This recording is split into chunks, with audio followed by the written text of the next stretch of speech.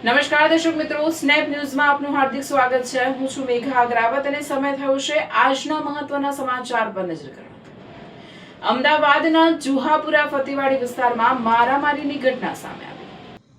અમદાવાદના જુહાપુરા ફતેવાડી વિસ્તારમાં બે પક્ષો વચ્ચે ઉગ્ર બોલાચાલી બાદ મારામારીની ઘટના સામે આવી છે। ઘટનાની જાણ થતાં વેજલપુર પોલીસ તાત્કાલિક સ્થળ પર પહોંચી હતી અને પરિસ્થિતિને કાબૂમાં લીધી હતી।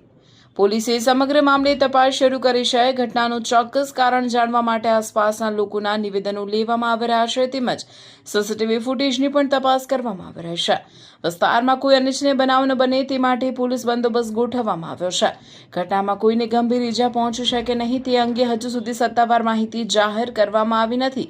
પોલીસ તપાસ પૂર્ણ થયા બાદ વધુ વિગતો સામે આવશે।